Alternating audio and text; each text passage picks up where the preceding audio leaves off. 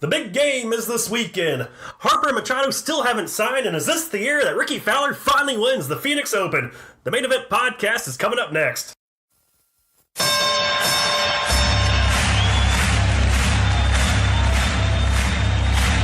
Ladies and gentlemen, welcome to the Main Event.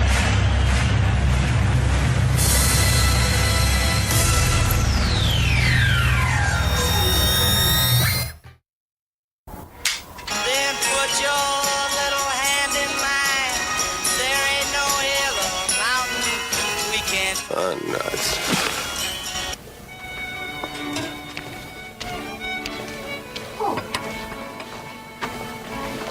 Did you sleep well, Mr. Connors? Would you like some toast?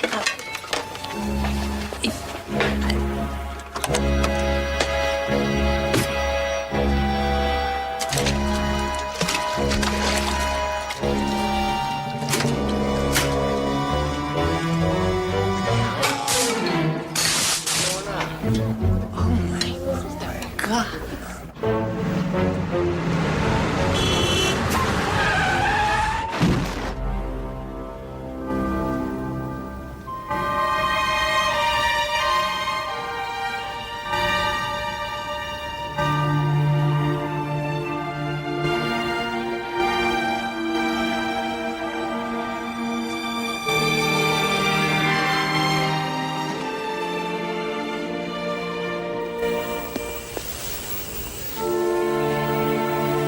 That's him. He was a really, really great guy. I really, really liked him. A lot.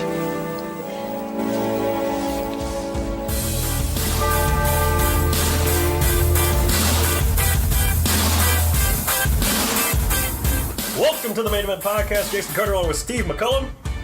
Hello. It is Groundhog Day. And that, of course, was all the suicide scenes from the movie Groundhog Day.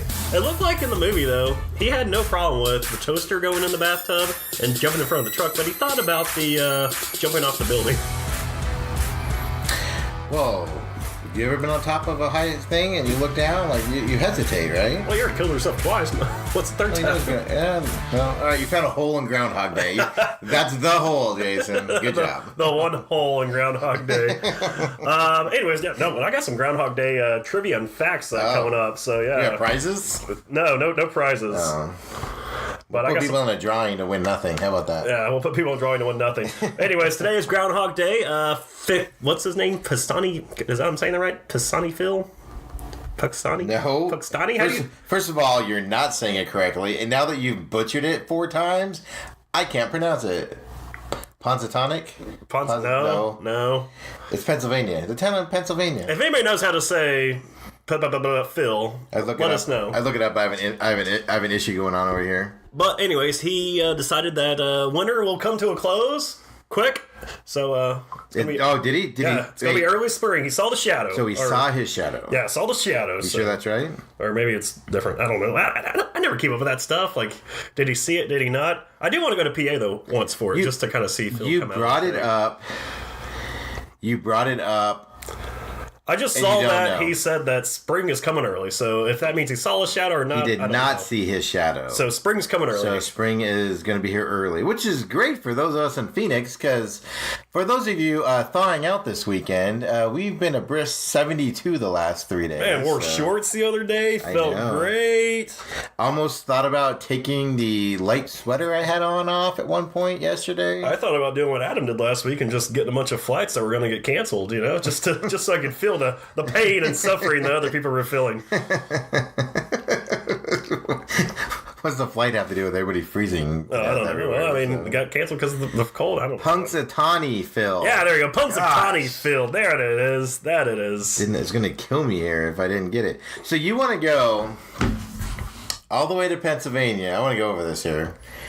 To stand there, because I imagine you have to be there early. It's one of those things where you don't just stroll up. Oh, no, yeah. They know have people people- there like super lit. So, Super so early. imagine you have to be there at what, like, you know, let's say 6 in the morning, and he comes out at like 10. So you're just standing there with everybody else in the cold. And he comes out pretty early, I think.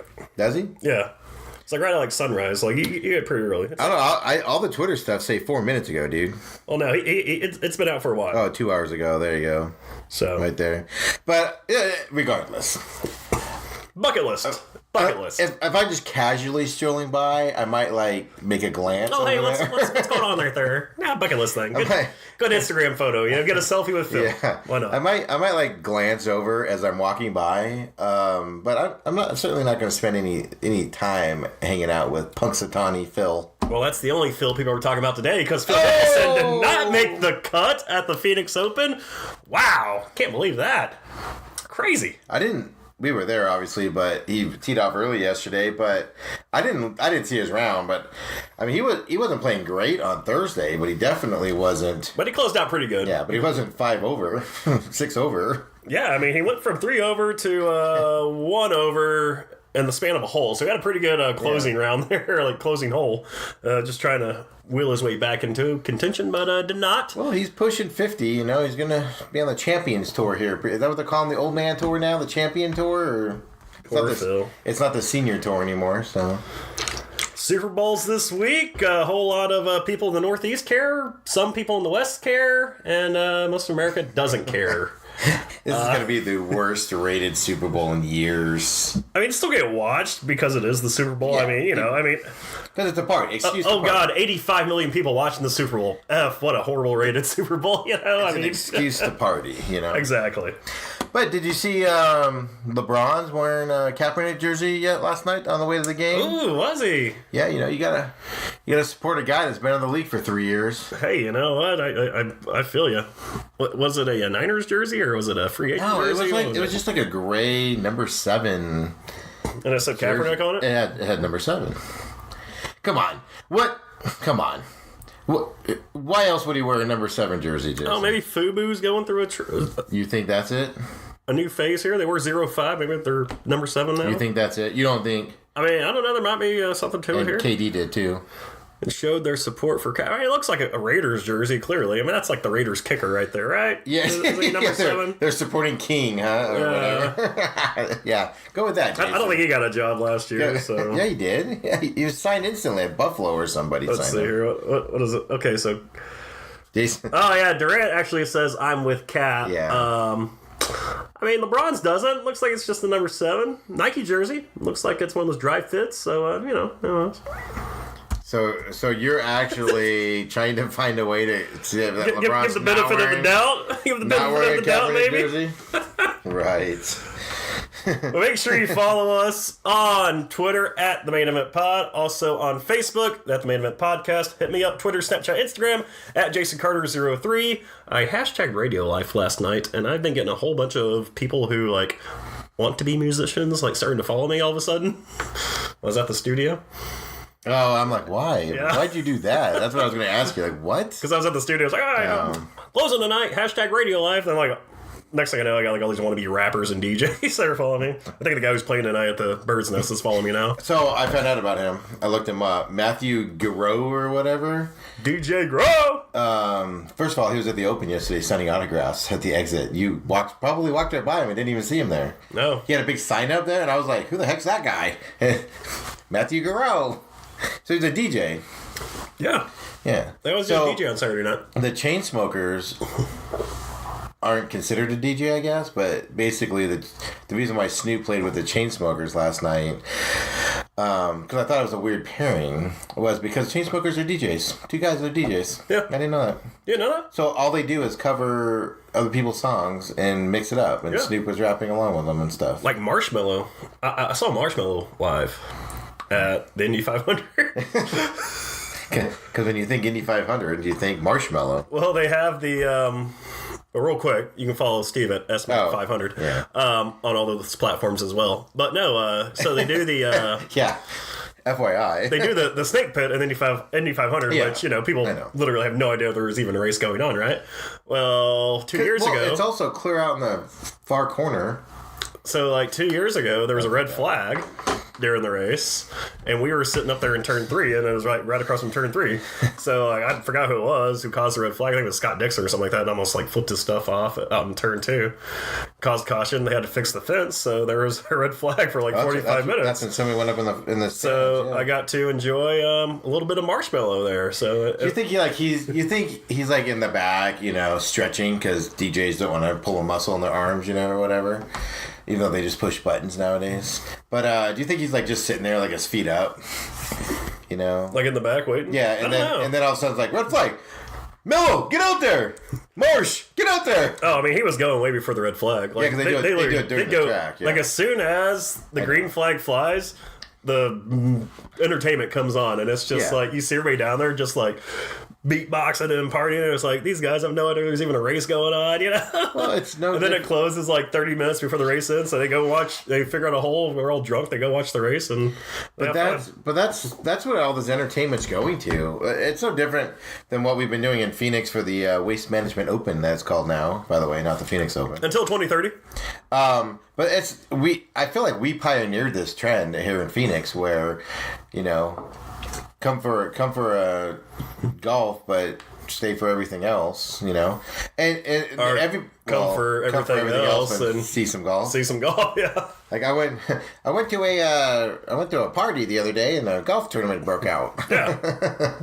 So we've been doing that here for what, 15, 20 years now? It's been growing. So all these other places are doing that too, where you have people that actually buy tickets to sporting events and don't even see a dang thing on it because they're there for some other entertainment factor there. That's what we're going to. I like it. I mean, if it gets people in there, it gets people in there. It fills it up. I'm a fan of it. I think it's stupid.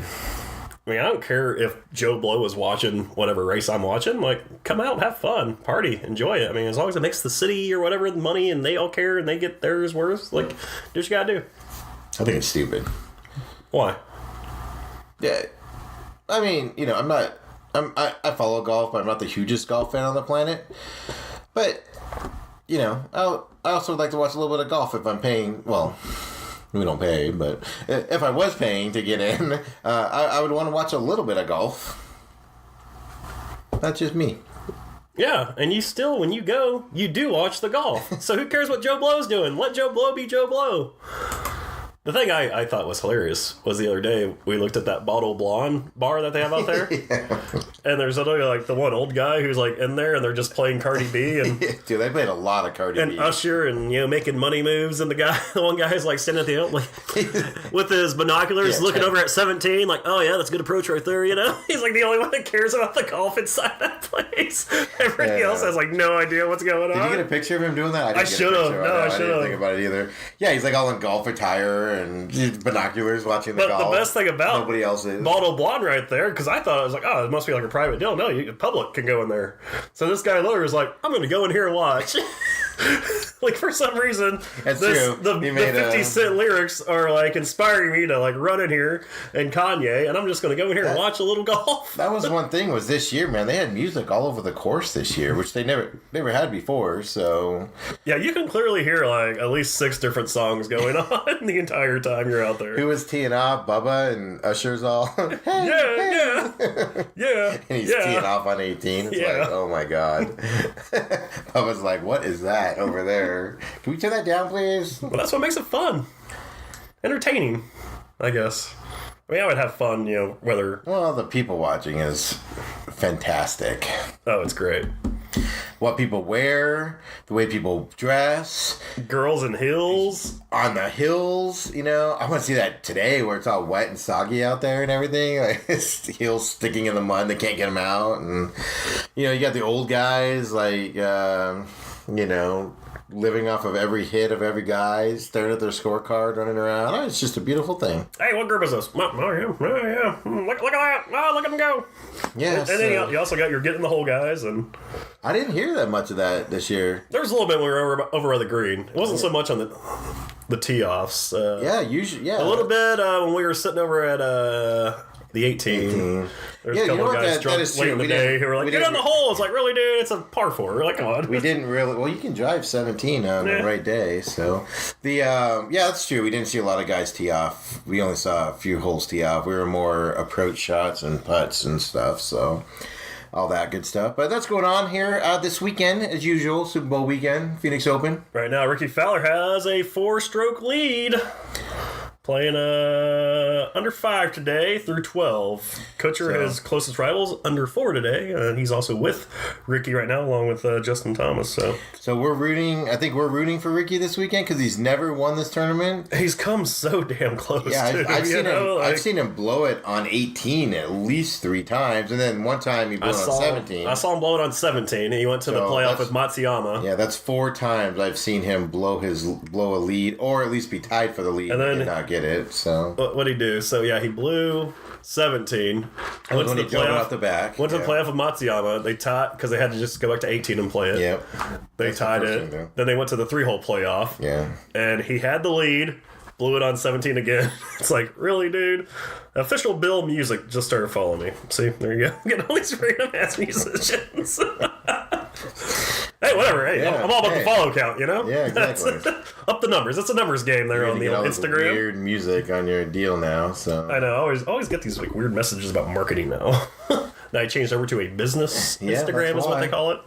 So I always get, hey, how's your marketing going? But last year's winner, Gary Woodland, he is 7 strokes back, rounds out your top 5 there. Bubba Watson actually having a good round there from the American contingent. So, yeah. We'll see. American contingent? Yeah. Is Georgia part of America, Jason? Georgia. Isn't that where he's from? He's from California, actually. Oh, is he? Yeah. Oh, I thought he was like from Macon, Georgia. Maybe. Just because he has the General Lee, you think he's from Macon, Georgia? Really? And he bought the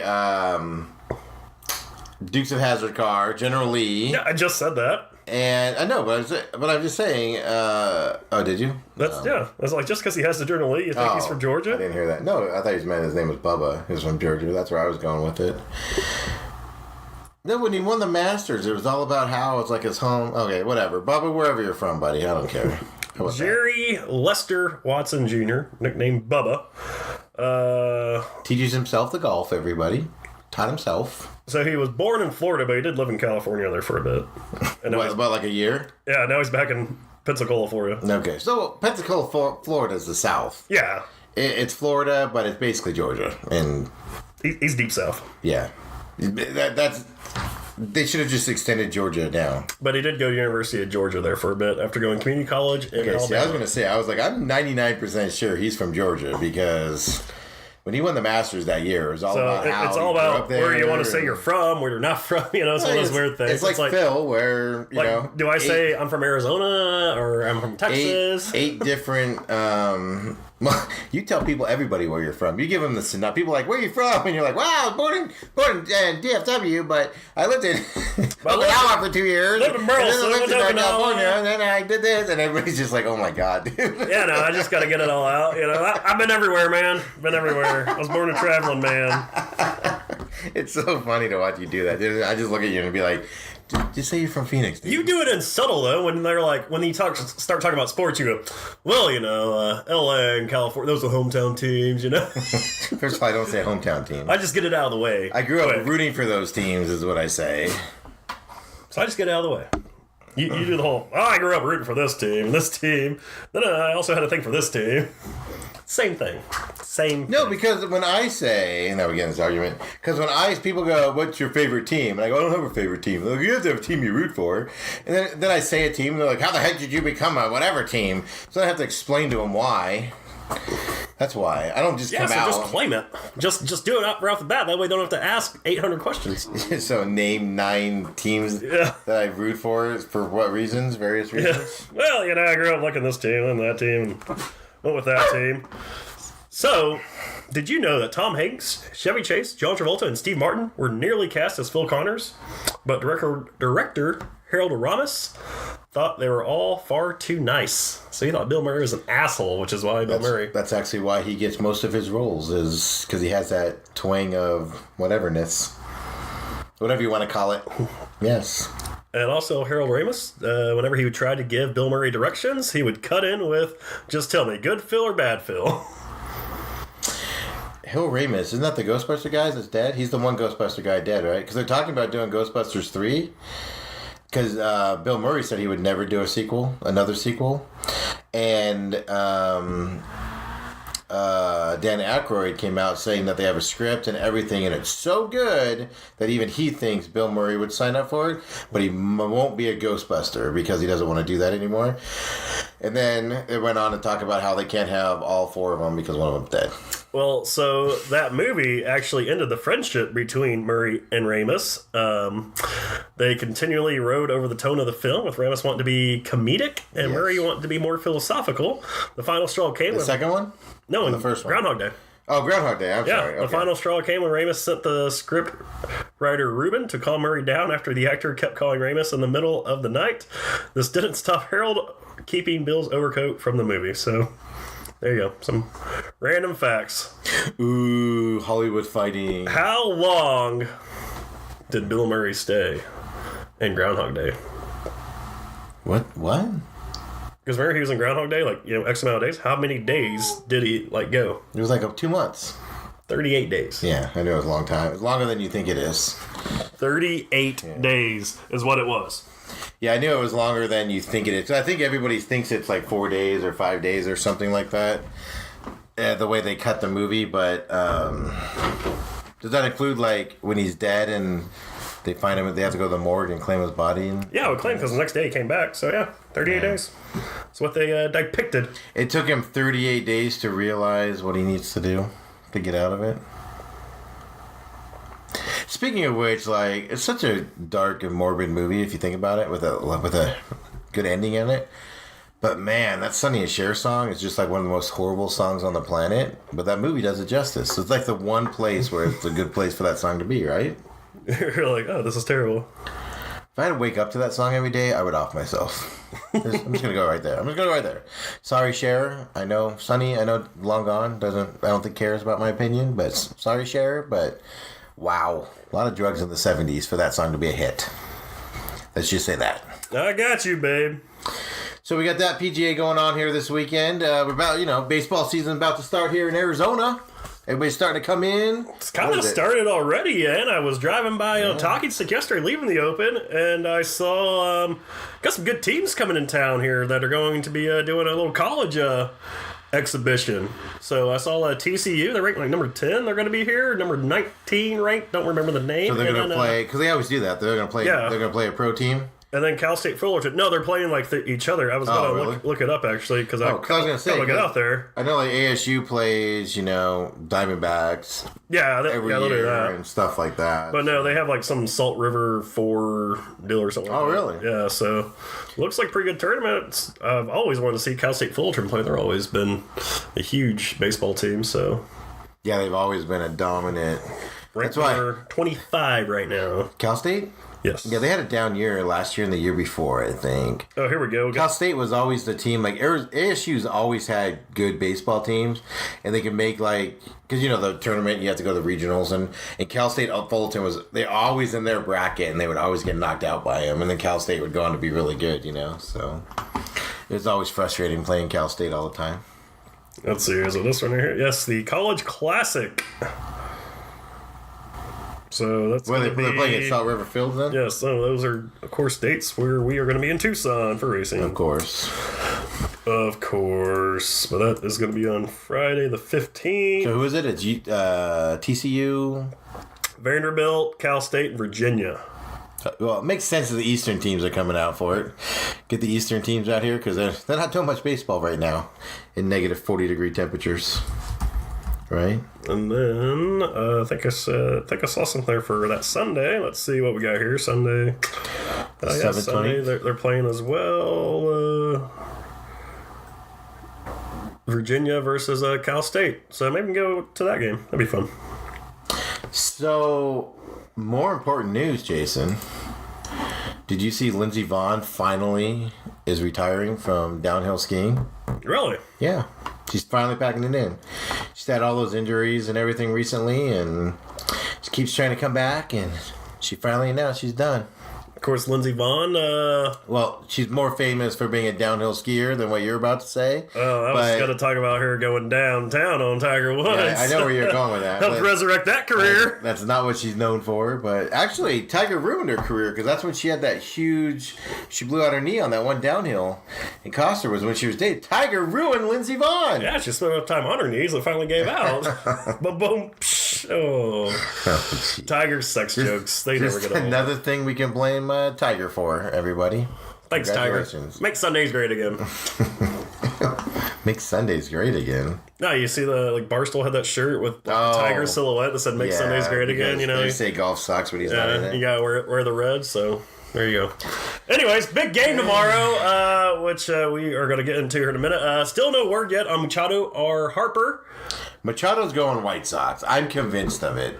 Harper did go see the Padres this week. But did you see that Harper's talking to everybody? Because that's what he does. That's what his agent does. Yeah, you got to. Did you see that he talked to the Diamondbacks and expressed no interest whatsoever for coming here or anything? Yeah, apparently. So I'm getting conflicting ballpark. reports on that deal because I was listening yesterday and they were talking about how they said, "Oh, hey, Harper wants to come to Arizona." Like somebody and he didn't. Some guy from the fan up in Washington was like, "Harper wants to go to Arizona," and then I'm surprised, yada yada. And then I think Bickley, Murata, whoever the hell talks about their sources all the time Gambo at 98. Yeah, Gambo. He's like, "No, you know what? I talked to my guys.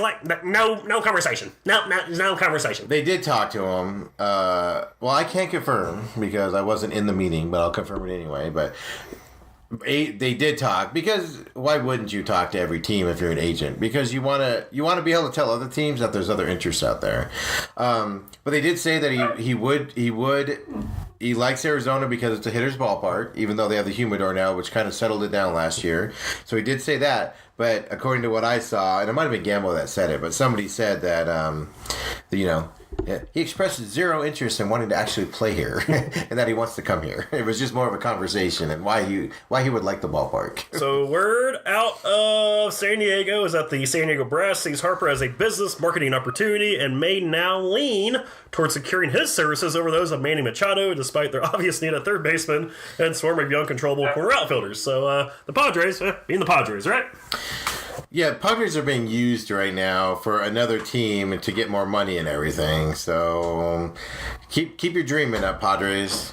But I'm convinced Machado's going White Sox for one reason and one reason only. Half his family plays there now? Well, besides that, have you heard of any other teams giving him an offer or talking to him or anything? No, not since he did his tour 3 weeks ago. Absolutely nothing. He's got whatever offer. You've heard rumors, things, 8-year offer, $210 million, whatever it is.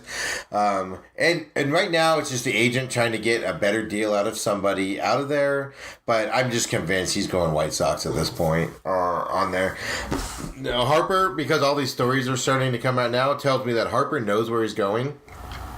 He has a deal in place, but they're just trying to up that offer a little bit. So wherever he's going to go, they're trying to get that team to up his offer by leaking these stories about him visiting the Padres, talking to Arizona, and things like that. So... But, I mean, when did pitchers and catchers report? Isn't it like 2 weeks? A week? Yeah, it's in 2 weeks, like February 13th, 14th. So. Yeah, I mean, they're both going to sign after it starts. There's no doubt about that. Because that's what Scott Boras does, the agent. And that's just the way baseball goes now. But did you saw this week, Wade Miley, who was one of the aces in Milwaukee last year and had a dang good season, can only get a 1 year, $8-9 million contract for who? Houston? Houston. You know, a good pitcher. That's just where baseball is going. Baseball is just going to start, I'm going to use the word colluding here, but baseball is going to start colluding together and taking these salaries down. That's what they're going to do. And we also saw this week, Nolan Arenado got the record good for him. Arbitration deal, $26 million. Not good for him that he got that much in arbitration. Good for him because he just set his payroll market. So When he does become a free agent, yes. yeah. What are you going to say? I'm not worth that amount when I just want arbitration for that amount. What do you mean I'm not worth So that? Arenado filed for $30 million, and the team submitted a $24 million figure, both landing above the prior record of $23 million of Josh Donaldson, who had that with the Blue Jays, I believe. As it turns out, Arenado comes in just a shade under $26.1 million. Yeah. So there are arguments to swing that a figure in either direction, but the model obviously produced quite an accurate prediction. So the courts handled it and said, hey, here you go, 26. Settle on that, boys. Yeah, so have fun have a decent year this year and become a free agent and make at least $26 million on a long-term deal. Good luck for you. I think he still has some arbitration years, though, in him. Oh, does he? After this, yeah. I thought this was last year. Well, they're not going to lower his arbitration number. No, he's getting paid. He's getting paid. That's what I mean. Like, good for him. He's going to go to free agency and it's going to go down. Yeah, like, right. it used to go up. Like, that was the good thing about, finally doing your time and becoming a free agent. Your price tag went up. And now I feel like it's going to go down and down and down because nobody wants to open up their pockets. Baseball's going to correct over the next few years. It's the guaranteed contracts on why they have to correct. If it was like football goes up every year. Partly because it's no guaranteed contracts. There's a salary cap and those. Yeah, you got the cap in place and stuff like that. But baseball, you cut a guy and you still got to owe him $40 million a year until his contract's up, and you're not. They don't want to be in that predicament. So as much as football and these other sports talk about how they want guaranteed contract, this is the byproduct of it. It's just now catching up to baseball. That they're not going to invest $30 million into a starting pitcher a year, when they can get 6 guys at $1 million apiece to be platoon guys and go in for an inning or two, and that's where baseball's going. So it's going to be interesting to see here. These high-priced guys basically get out of the gate because they're going to. Guys like Harper, if you came to them with a low ball offer and they couldn't get anything bigger, they would just stop playing. So they're not going to take that big of a pay cut. But once they're gone out of the game, it'll be interesting to see what happens with baseball. So, yeah, those two big names. But we're starting to see some of these, like Wade Miley signings, a sign that guys are getting antsy. I mean, you still got Dallas Keuchel out there on the market. Yeah, but signing 1 year with Houston, if you're Wade Miley, isn't a bad deal because Houston's going to be right in the running again to get back into the playoffs and it's their West. I mean, so Angels aren't doing anything, Rangers aren't doing anything, Mariners aren't doing anything. Astros are winning the West for the foreseeable future. So a 1 year deal to show your worth on a team and he won't have any pressure on him like he did in Milwaukee. You got Verlander still there and a couple of I can't remember the other two guys. So God, Miley might be the number 4 starter on that team, right? At least number 3 maybe probably. Yeah, they got some. Let's see. I mean, they're pretty much just replacing him with Dallas Keuchel, right? That's what They're replacing Dallas Keuchel with him. But he was a 3 starter, right? Keuchel, or was he the 2? He was after they got Verlander, he kind of went into the 2 role, but he was the 1. Yeah. So, yeah, but mid rotation guy, so be good for him. Yeah, I love the headline. Do Padres prefer Harper over Machado? Does it matter? I mean, everybody's trying to get this story. MLB even tweeted out the other day, like, looks like Harper's sure going to the Phillies, huh? Like, what do you say? Everyone just wants this story to go. Like, come on, guys. Yankees are still the best fit for Harper, And then rumors. Now they even have, the latest free agent news. Like, look, he got Harper reportedly met with all these teams. The team in the mix for Machado and Harper. Rumors, Kimbrel, Angels, Machado, Harper. Craig Kimbrel has dark horses. I'm willing to bet you $1 million they list about 12 teams. Dallas Keuchel, he's talking 8,000 teams. MLB.com used to never do that stuff. Keuchel to Angels is what this is. That's what I'm saying. This is MLB sites. Yeah, this isn't just random Twitter deal. Your rumors. That's always keep it with MLB. So they're saying Keuchel, Braves and Cardinals are in his type. Which Braves would make sense because Braves are on the cusp of going over that hill. I actually saw 2 prominent baseball writers come out early this week and say, I'm getting ahead of this now. Braves are making the World Series this year. One of them was Buster Olney. Ah, there you go. So. I like it. I like the Braves. They had that's how. Pretty good. And last year they thought they were a year out, but so they land. They land. Gosh, I lost my train of thought. Kimball and all these other pitchers on there. I mean, that's just going to push them over the thing. So, Yeah, but did the Yankees come out and say they're not looking at a right-hander or a right fielder? Yeah, I don't know. I mean, every kind of plays coy right now, right? Like, I mean, one thing we saw in New York this week was we're not looking to trade Porzingis, and then 12 minutes later, hey, look, guess what? We are trading Porzingis. So the fallout on that has been outrageous, hasn't it? Well, congratulations to your Mavericks, by the way. yes, thank you. That's funny. We were at the Open, and I turned on my phone and like looked down and was like, "Oh my god!" I just, like showed it to you, like, "Dude, this just happened." I was like, what? I look at my phone, I get the update. I was like, oh my god, Mavs got Porzingis. This is awesome. So yes, Dallas Mavericks traded away Dennis Smith Jr., DeAndre Jordan, and Wesley Matthews for Kristaps Porzingis, Courtney Lee, and Tim Hardaway Jr. So that trade went down, what, Thursday it was? Then finally finished up. Yeah, we were at the Open. Then finally finished up Thursday night. So I'm happy with it. The interesting, I mean, that was a salary dump for New York, so they're probably going to end up cutting. And the Mavs as well with Wesley Matthews. That salary was but crazy. More for the Knicks now have like $71 million in cap space going into next year, which is enough for two.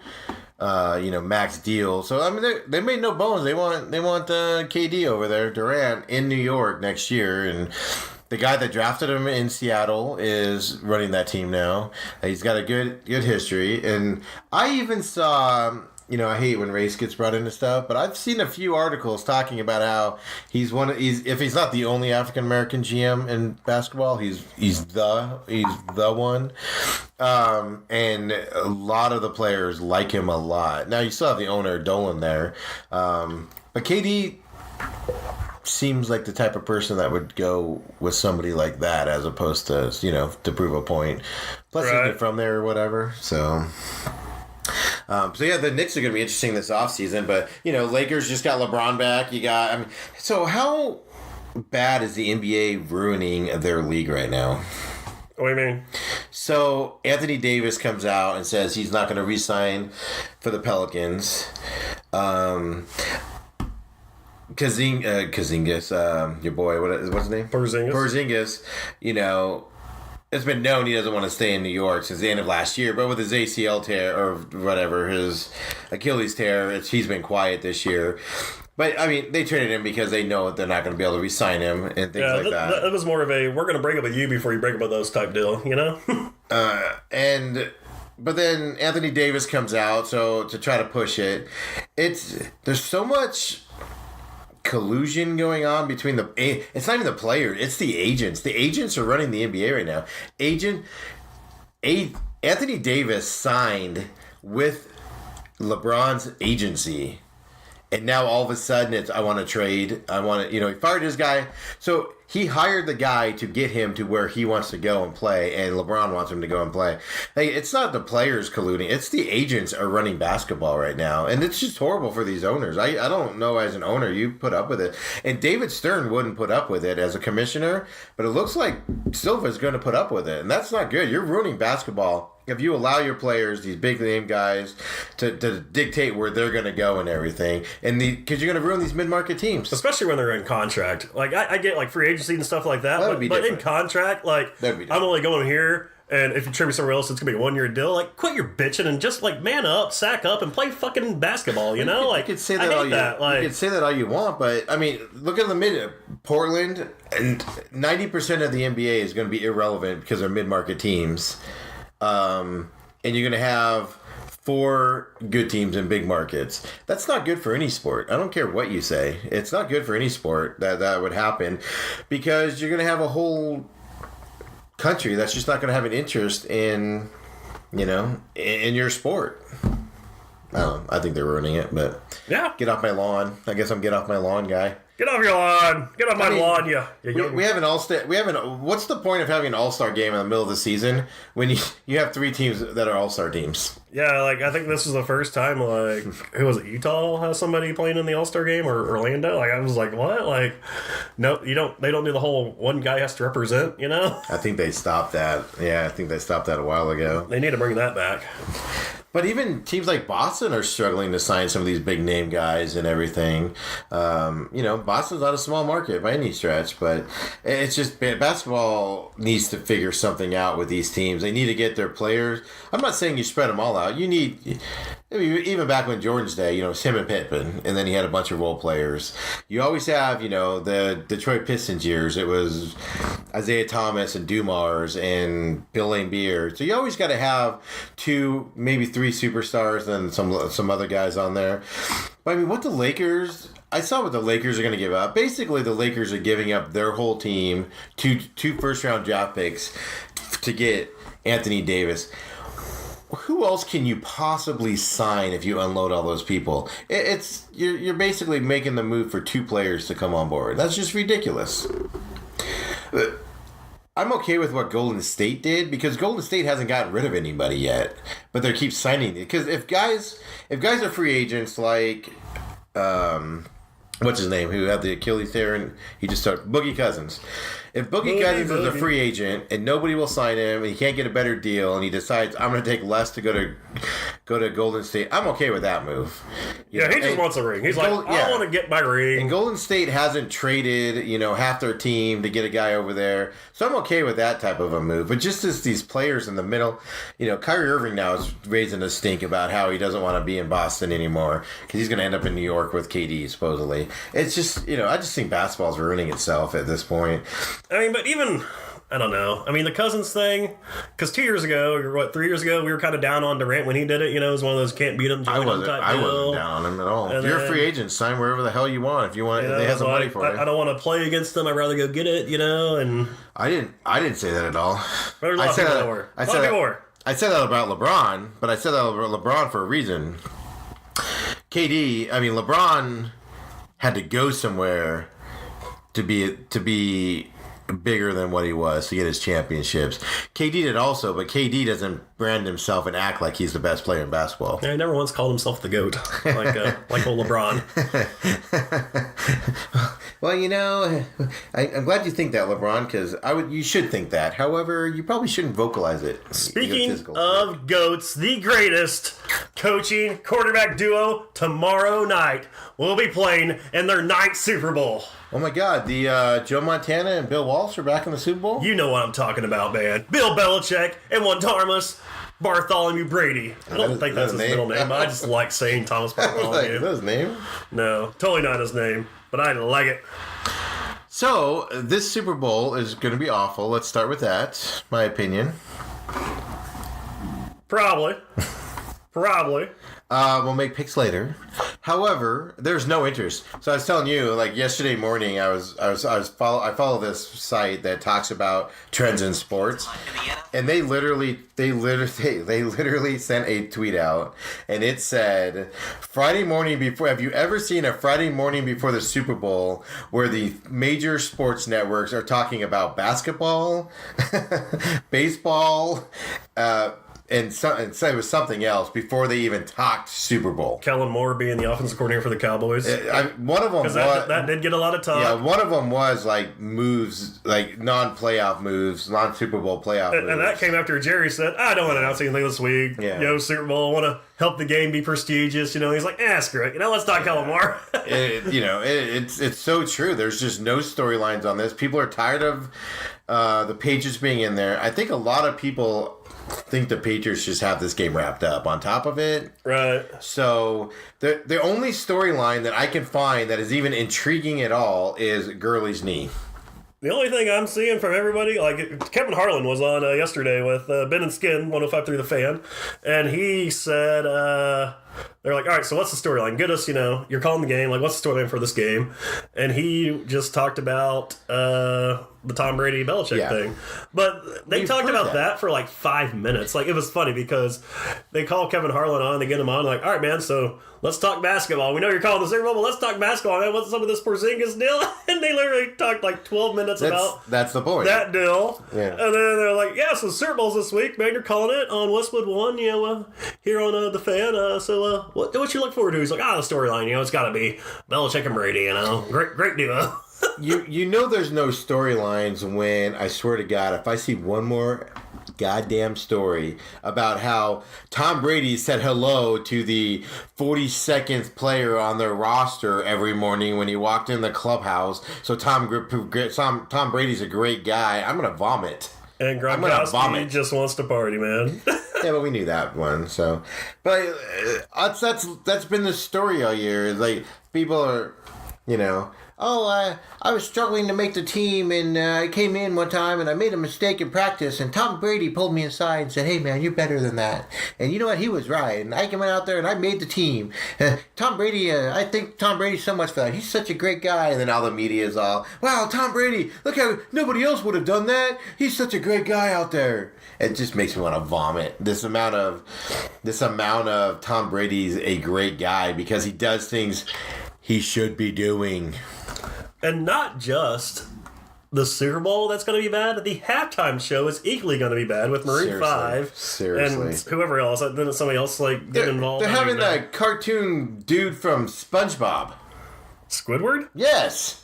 He's coming out and doing a song. I saw that the other day. Wow. I thought it was a joke. No, it's really happening. But it's so bad that even the WWE has taken notice and is going to have halftime heat back after 19 years. Yeah. So we were at Rumble and everything, and 20 years. 1999 was the last time we had halftime heat. Yeah, no conversation at all about this halftime heat, and then just all of a sudden, it's almost like one night Vince McMahon woke up and went, "Halftime heat, let's do it." Well, on Sunday night, Monday morning. So apparently they announced it on the pre-show for the Royal Rumble because I got a text from Tony saying that, and they set it up though on Saturday night after NXT went off the air. They did this setup. We were like, "What the hell are they doing here? Like, what are they setting up?" And then lo and behold, they were setting up halftime heat. They knew what they were doing all along. Halftime heat, baby. But that's the issue is how fast Shawn Michaels going to be on the call tomorrow night. Well, it's a bad halftime when they don't even let the performers go to the press conference that they always have. They cancel the press conference because they don't want Maroon 5 talking about how awful they're going to be. Hey, who's Maroon 5's audience?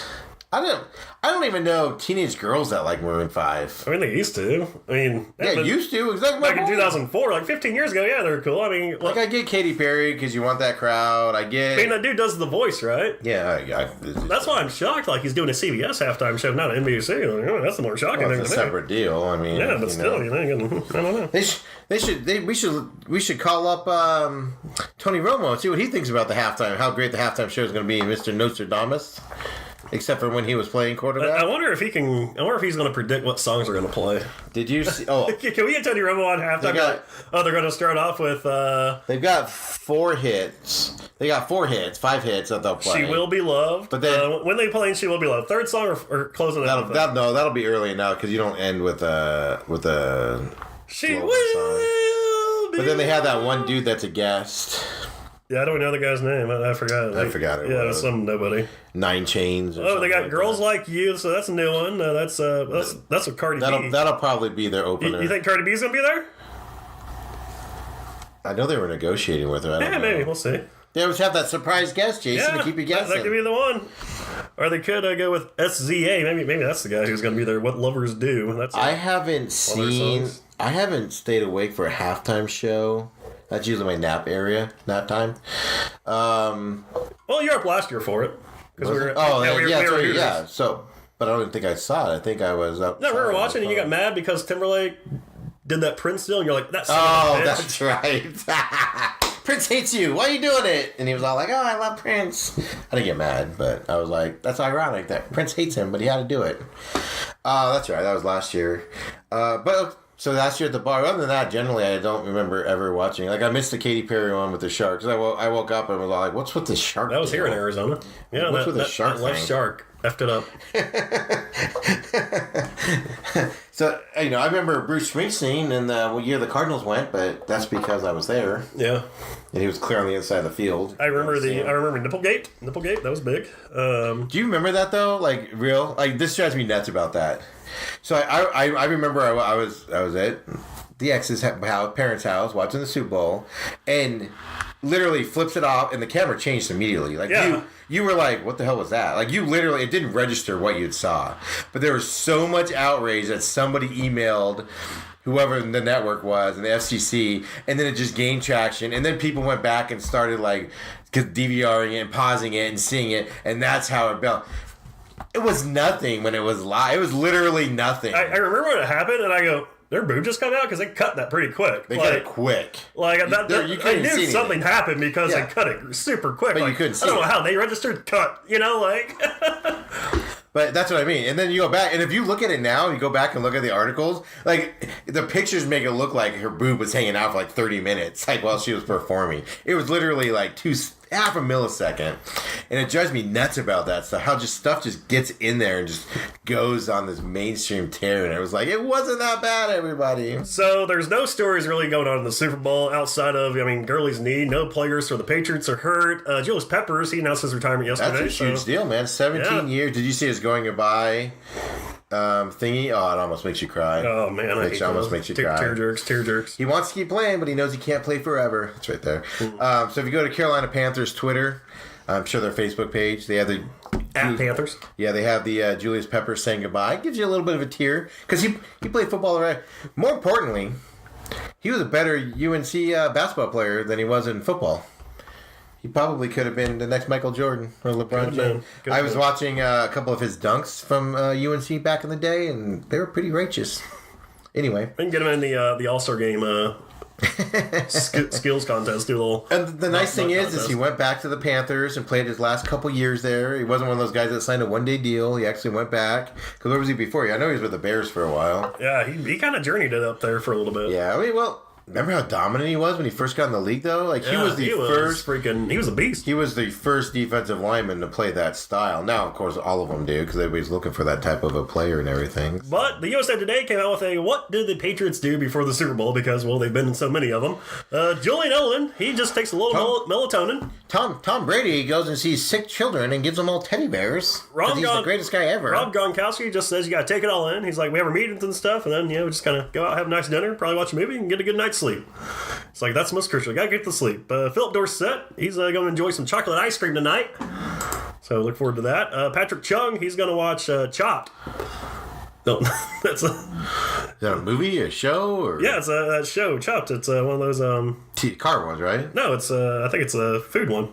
Oh, really? Yeah. He goes, I just watched Modern Family and Food Network. I really like Chopped. They basically He said, do what they hopefully do. Guys Grocery Games is on. I like to watch Chopped and wonder, how am I going to make something out of this? They do basically what they do in a normal game because you don't want to change anything up or anything. Dante Hightower's going to be playing some Fortnite tonight. Which one of them is going to hire the hooker and get caught? Like Nate Eber says he's just going to kick up the feet. That's all he wants to do. He's like, same as every week for me. Just treat it like any other game. That's right. Rex Burkhead, he just has to lock in his mentality. Lawrence Guy says he's just going to relax. James White says it's that easy. Just relax in my room, watch a little film, and go to sleep. So there you go. That's what the Patriots are doing tonight. They are just hanging out with their wings out, just enjoying life. Who effing cares? What are the Rams doing, Jason? We don't know because the Rams never. So really quick to digress here, but we were at the Waste Management Open, and you saw the new Nike shoes there, and you were like, they're sold out. That means people are walking around with these. Look at the ad that just popped up on ESPN for my Oh my gosh! Nike Air Max 1 grass. Oh my gosh! These shoes are made of grass, people. Artificial, right? Textured shoe. It's grass-like textured shoe. But it's, they look like grass. Like, you touch it, it feels like they grass. look terrible. They look terrible, and they were sold out. Yeah. Yeah, and sneakerheads are gobbling them up on eBay. They look terrible. To kick off golf season, and the sneakerheads are gobbling them up on eBay. Sorry. I just saw that pop up, and it made me laugh. Because we saw them in person, and they looked god-awful. I couldn't imagine wearing those anywhere. More importantly, imagine like all the dogs that are going to pee on your feet. Right? Well, I mean, you only wear them out to the golf course, right? Yeah, they're golf shoes, but still, it's like, oh my god, so that's hilarious. I haven't seen too much of commercial news though for this Super Bowl. That's kind of shocking, right? We use the CBS app, so we don't see a lot of the commercials. But no, I haven't seen. That's what I'm saying. Like, this is the quietest Super Bowl. If we weren't talking about it, I would almost be like, oh, is that tomorrow? Yeah. I agree. It's the least hyped. I've been reading stories about, most people are picking the Patriots. I'd say it's 90-10, if not more, Patriots. I don't even know what the spread is right now. Do you know? What it moved to? Couldn't tell you right now. I can find it here for you real quick. But I do know, Jason, that all the early money was on the Patriots.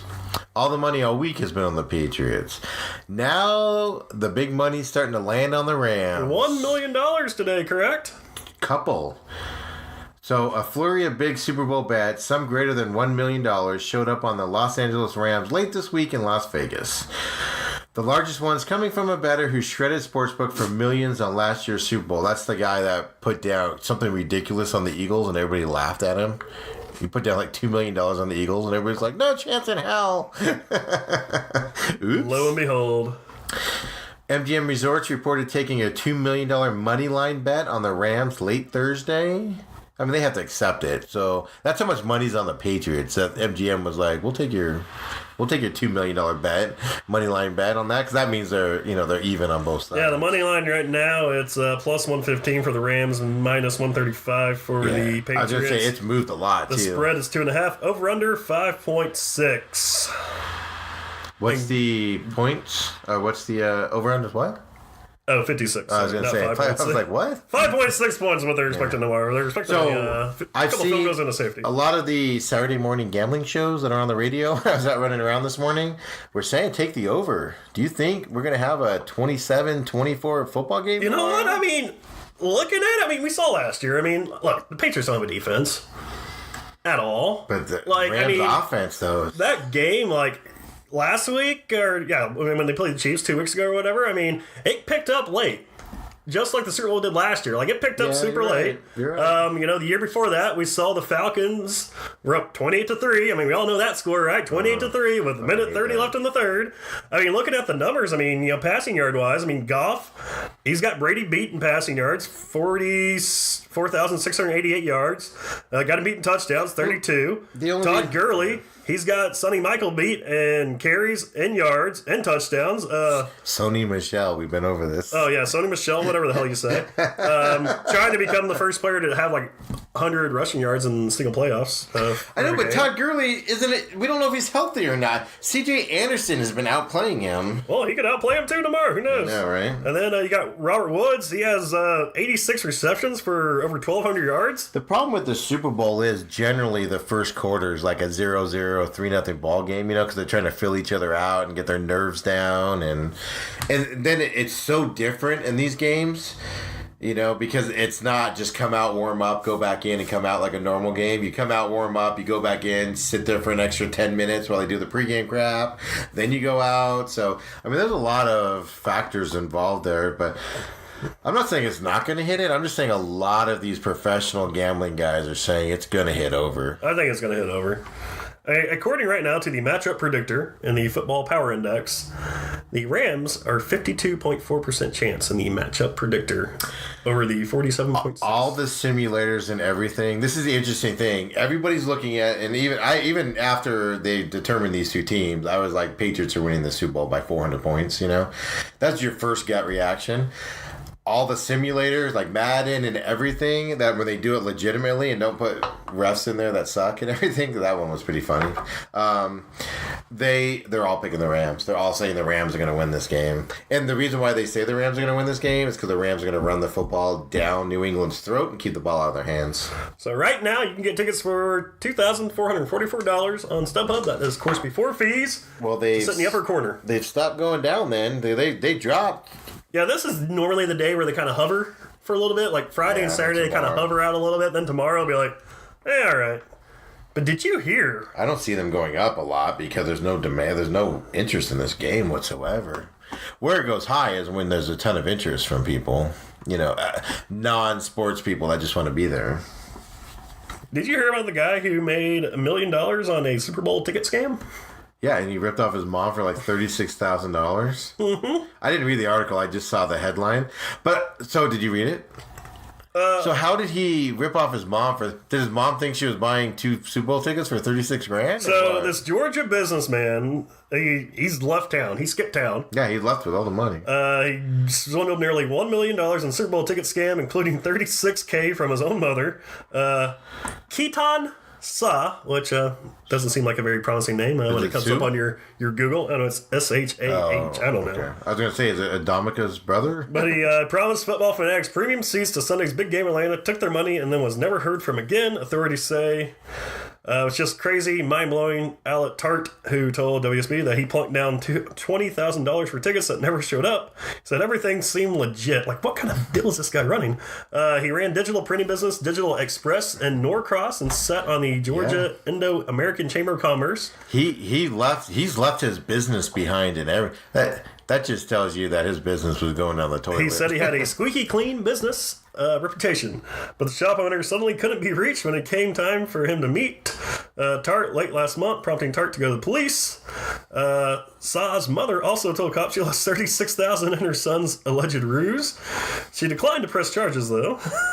The accused conman made off with $500,000 from a friend in Columbus, Georgia, who thought he was buying tickets and a chance to host an arena Super Bowl event. Another victim, John Brunetti, said that he was taken for $50K for 10 tickets on the 50-yard line. I bet you he didn't have a certified reseller, whatever, guarantee. Shout out to stuff up there. Maybe Vivid. Yeah. What I want to know is, like, first off, like, there's so many different outlets out there. If you're dropping that kind of money, get them on StubHub. Well, go to Vivid. So the way it works is actually, unfortunately, know something about. There's actually brokers out there. So all these real guys, like this guy, but they're certified or whatever. You contact them. Same thing with the Waste Management Open. Like, as a company, if you need, X amount, 50 tickets a day, you go to a broker. So the broker doesn't even have the tickets. The broker, you and the broker make out a deal on the price. Then the broker's job is to go buy the tickets and get them for him and then give them to you. And it's the broker's job to make money on it. But it's a legal binding contract agreement. Oh, yeah. I remember when they was here last, the brokers actually having a hard time getting the tickets. Yeah, because people weren't unloading them. So they actually were like, hey, you know what? Look, we got to give you your money back. Like, money, right? Like, the guys actually flew here, like, hey, look, we don't have the tickets. Here's your money back, though. Like, we couldn't do anything with it, Yeah, so I mean, it's not a real scam. So I mean, they're real people and they're really certified people. And they have a history of it. I mean, they're not just a guy that has a graphic shop that decided to do it one day. But so I can kind of see that. But at the same time, if you're going to drop that kind of money, man, I'd make sure I'm going with a broker that knows what the hell he's doing, right? Yeah, or I just go to StubHub, right? or StubHub. I mean, that's kind of been but I mean, you deal with brokers. Like in October, like November, Yeah. You're contacting them and say, hey, I'm going to need 2 tickets, Super Bowl, this is where I want to sit, or this is what I want to spend, and then they come back to you. They can come back to you in November, December and be like, all right, well, now we can do it. I can do it for this price. So you give the guy, whatever, $10,000 because he says it'll be $5,000 each, and that protects you from the deal. And then it's their job to get them cheap enough to where they make money and everything. So, but they won't. They'll sell to you and lose money. They won't back out of it unless, like it happened here, where they couldn't get their hands on them. So keys for tomorrow's game, Steve. Let's get into the nitty-gritty here. For the Rams, or you want to start with a favorite? Go with the Rams. Why not? Run the ball. Keep it out of Brady's hands. Keep the Patriots defense on the field. Score every time you have the ball, or close to it. Mostly touchdowns. If you're scoring every time with field goals, you're going to lose. And never stop playing, because if you stop playing in the third quarter, ask the team you're playing in. The Patriots do not give up. They will come back and beat you. You have to keep your foot on the throttle and go. And that Rams defense needs to get to Brady, and I don't know if they can. Yeah, we saw four things. We saw Bosa had some issues getting Tom Brady a few weeks ago. So everybody does. Why you get rid of the ball so quick? I think this Rams defense, if anybody can get to Brady, it has to be this Rams defense, right? You got Ndamukong Suh out there. You got Aaron Darnold out there. I mean, you got to hit Brady. I think they're going to hit Brady. And we see when Brady gets hit, he gets a little rattled, gets all pissed off, gets all bitchy mode, So I think they won't have an issue hitting Brady. I feel like this is the team that can finally hit Brady. Also for the Rams, you got to run the ball. Whether it's Gurley or Anderson. Anderson's been stepping up, been dominant this playoffs. I mean, I think he could be a dark horse to get Super Bowl MVP tomorrow, depending on how that goes. So there you go. I'm throwing him a dark horse pick right there for you. And then, like you said, you got to score in possession. Whether it's a touchdown or a field goal, you cannot punt the ball to the Patriots because I mean Edelman's a pretty good threat back there when he gets the ball on a punt return too. Because if you're punting it, it just means you're not holding the ball for very long. Oh yeah, but he can also give him good field position too. So I mean, you got to take that into account for the Patriots. Protect Brady. Score the ball. Stop the Rams' running game. And the short passing game for the Patriots needs to be on cue because that's how they get their offense rolling. It's not running. It's not throwing the ball downfield. It's those little dink and dunks to Edelman, 3 yards down the field, and he gets 6-7 yards on it. And it's got to be on cue, especially because you're going to have Sue and Darnold coming down your throat. So well, that's how he gets rid of the ball so fast, and you can't get to him, and then you get frustrated, and you get tired, and then you want to do whatever. Yeah. So matchup-wise, not sure who Gronk's going against, but I think Gronk could have a big game tomorrow. I expect Gronk to have a big game tomorrow. I was trying to find info on that. Like, who, if you were Wade Phillips, who would you put on Gronk? Because normally it'd be a linebacker on a tight end. But the Rams don't have a linebacker that can cover. And Gronk goes out to the outside a lot, too. Yeah. So who would you slide over, with Talib back in that Rams secondary, it's a totally different secondary than it was before. So that takes pressure off because you're not going to throw Talib's way generally. But there is still the mismatch of the height factor. And Gronk has height over all those guys. Well, that I know, but that's what I'm saying. So that's the thing is I don't know who you slide over on Gronk to stop it from going, which is the same problem that the Chiefs had when everybody was giving Romo all the props for saying it was coming, on there. But don't take anything away from Tony, okay? It's ridiculous. It's freaking ridiculous. I'm wearing my Romo jersey It's tomorrow. freaking ridiculous. The guy sits in production meetings all week with the coaches. Here's their game plan and everything.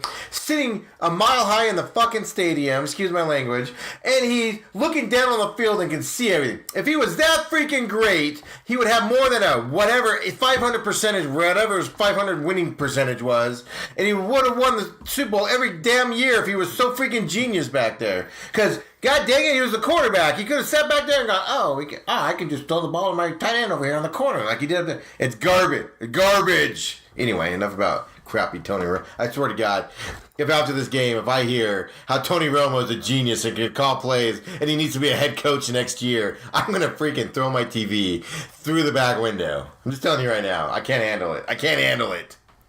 Anyway, go ahead. Come home, Tony. Come home. That's why they're not resetting Garrett. Tony Romo's going to be there next year, Jason. Yeah. Did you see that? Offensive mind, man. Tony Romo's going to be the head coach that sits up in the booth and predicts what's happening. Can't wait. He's going to be head coach. I got news for you. The defensive coordinator for the Chiefs was like, somebody guard Gronk! Somebody guard Gronk! He was doing the same thing. Knowing what's coming and stopping it are two totally different things. Anyway. Come home, Tony. Number 9. Welcome back, baby. Welcome back. We digress. So,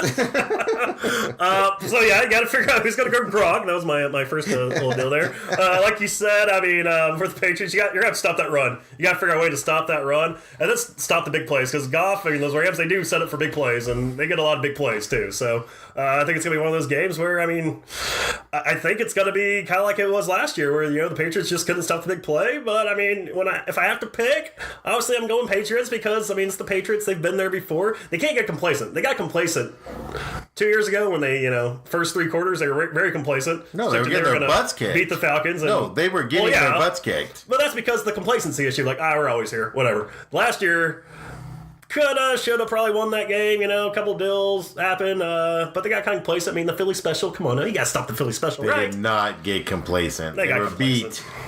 Complacency. So you're going Patriots, huh? Yeah, I'm going Patriots. What, you taking Rams? Well, so I made this commitment earlier that you don't bet against the Patriots because every time you do and say they're done, they come back and win. But I'm calling it right now. Rams running game. Tom Brady's on this, we're not respected bullcrap card, and we deserve to be here bullcrap card. It's going to come out tomorrow. The Rams are getting any respect from anybody. McVay is a creative offensive genius. Bill Belichick has to be able to stop him on defense. He's not going to be able to. And I'm telling you right now, Jason, that I hate both teams, and they're going to end up in a tie, and I'm going to be able to be happy finally.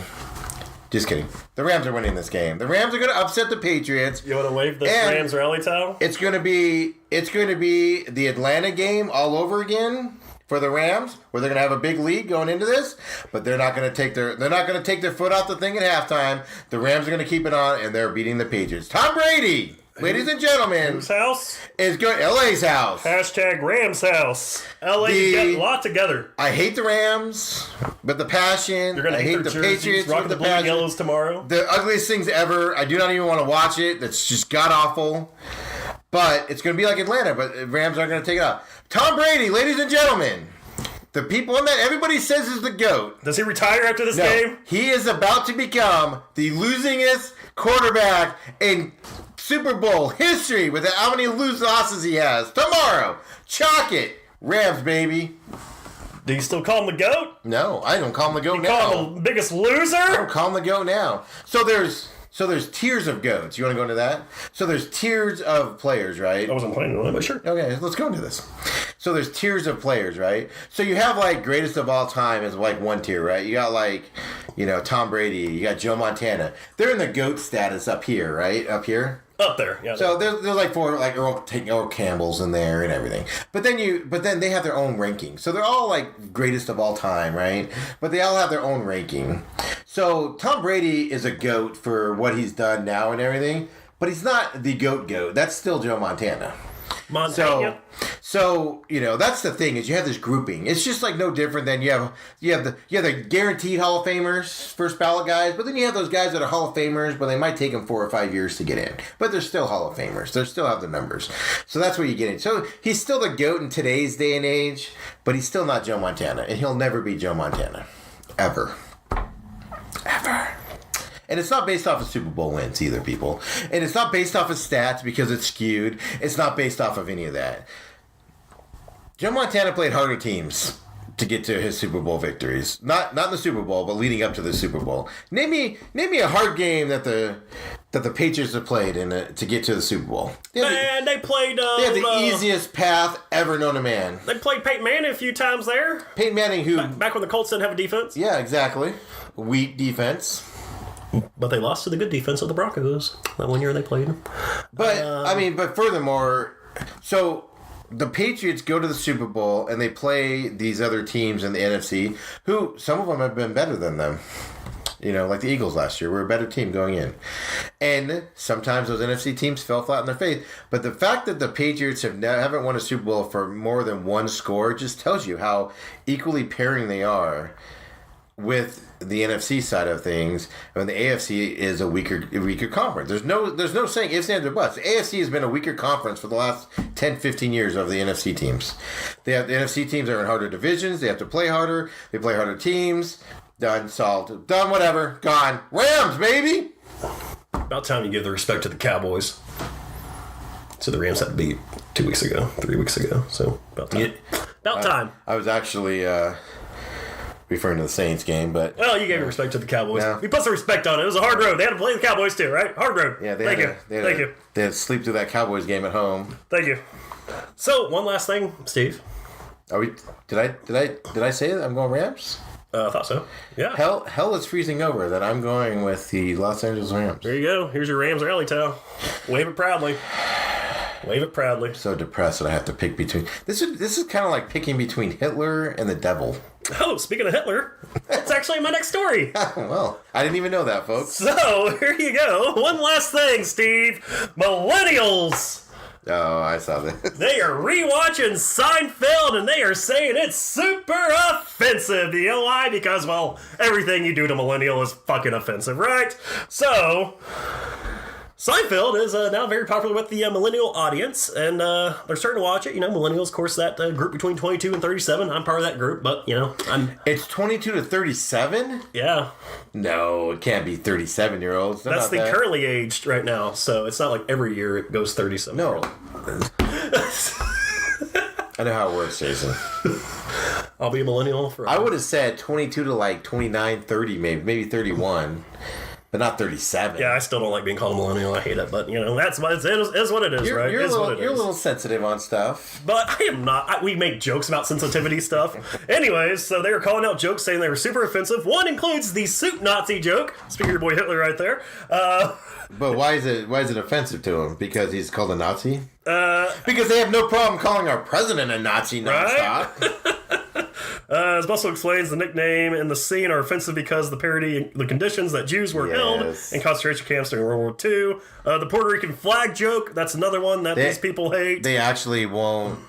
That's on the box sets only. TV will not replay that episode because the Puerto Rican flag joke? Yeah. The Pigman joke, they're not happy with that one. The cleavage joke. Oh, come on. How can you be mad about cleavage when George stares at a teen's cleavage and gets him into trouble later with her dad? I mean, how could you just be upset about that, right? That was comedy gold. Comedy gold. Yeah, the Puerto Rican one, they won't replay because it is so offensive. Because it is, I'll admit that that's pretty bad. Like in today's day and age, like it's pretty bad how they depict the Puerto Ricans. I wonder if millennials have watched Raw by Eddie Murphy. I've had that conversation. I told you that when it came on Netflix like several years ago, and I was like, I haven't seen that since I was a kid. And I was like cringing on my couch, like, whoa! I used to laugh at this. This used to be funny. That's the thing. Like, if I would watch it right now, depending on the audience, like, inside I'm laughing my ass off. But you can't do it in front of people because people are like, oh, that's how you are. It was still funny. It was just cringing how, like, you know.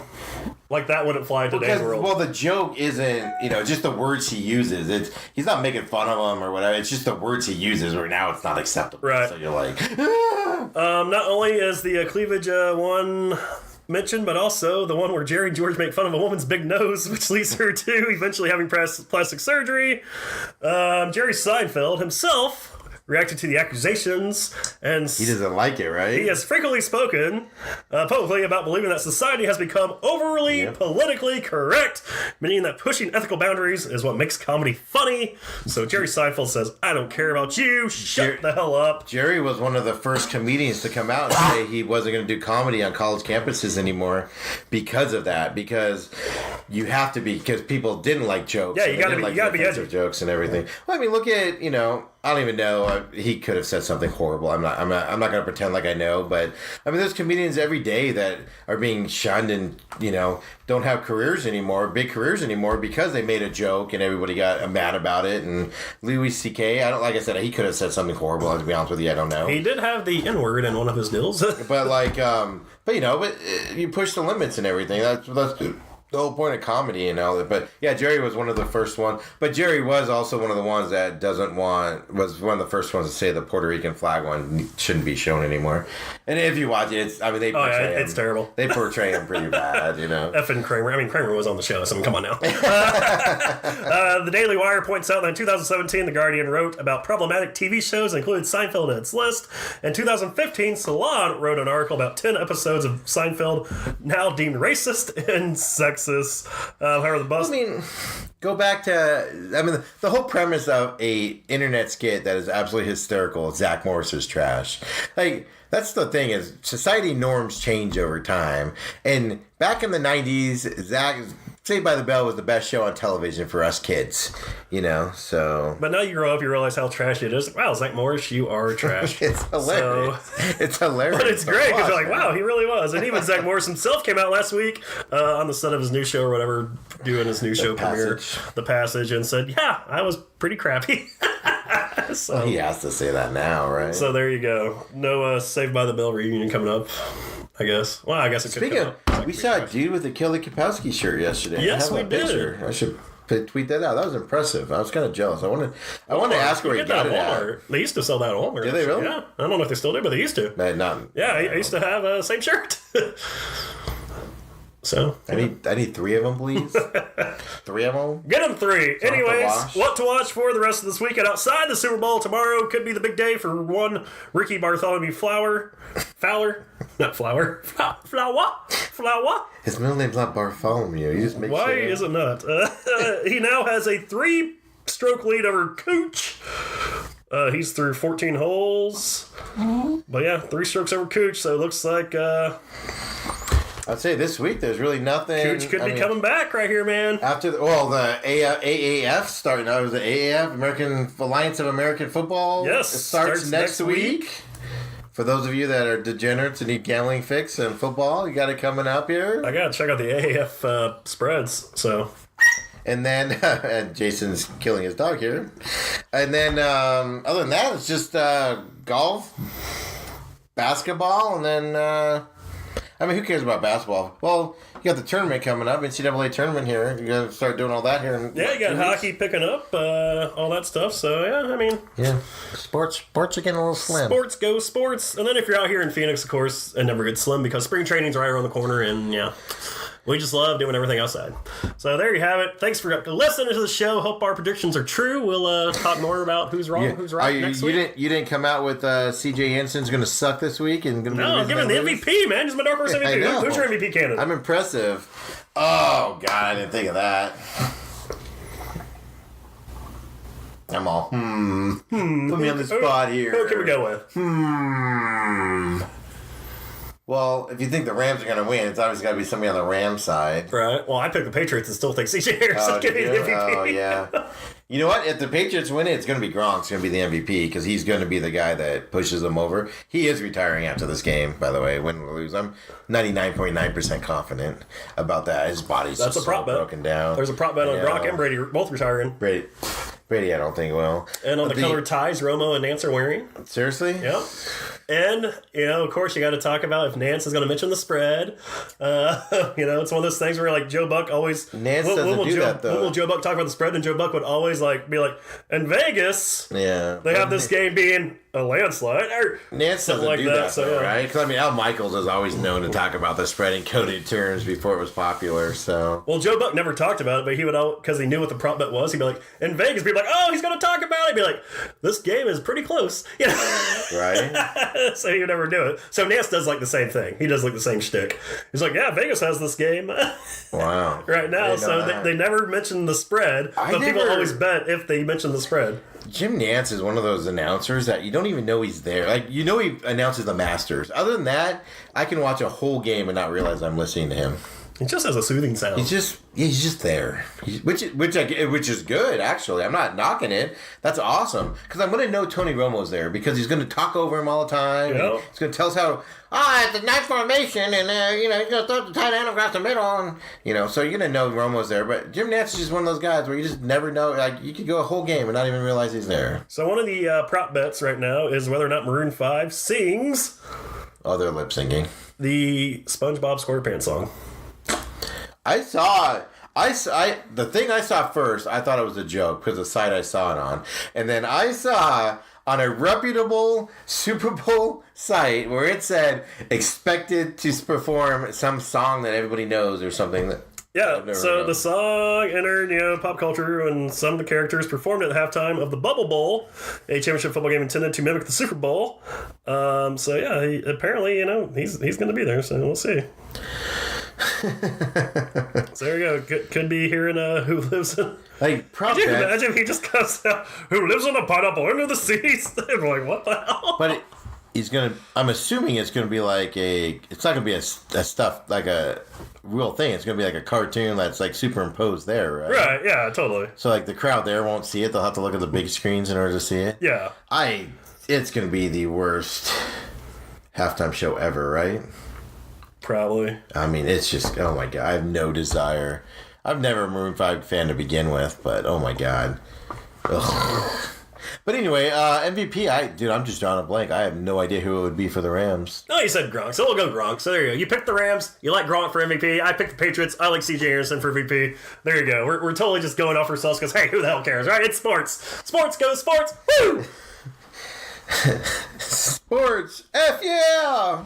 F yeah. Anyways, thanks for listening. Hope you listen to us next week where we will not have much to talk about because nothing's going on. But maybe, maybe. That's awesome. Maybe, just maybe, Harper Machado signed somewhere to give us something. We will some have substance. A Super Bowl recap, Jason. We will talk baseball. We will talk golf. We will talk bowling because FS1's bowling coverage is sweet. It is impeccable. Did you see that Bob Ross looking dude? Oh, yesterday? Was it yesterday or 2 days ago? He made the show and he looked just like Bob freaking Ross. Big old, and then he broke out. He threw a strike and he broke out a pick and was redoing his hair as he was walking back. The guy was heavenly. I was going to look up his name and everything. The guy's heavenly. Thank you, Fox Sports, for giving us great coverage of that. And NASCAR getting ready to start back up, too. Yeah, that's right. Yeah. Yes. Yeah. With all their design changes, some of the cars look sweet. Yeah, they look pretty sweet. Some dope paint schemes out there. Well, it's going to make it up for the crappy packages they're putting on the car. I, for one, am a fan of the package.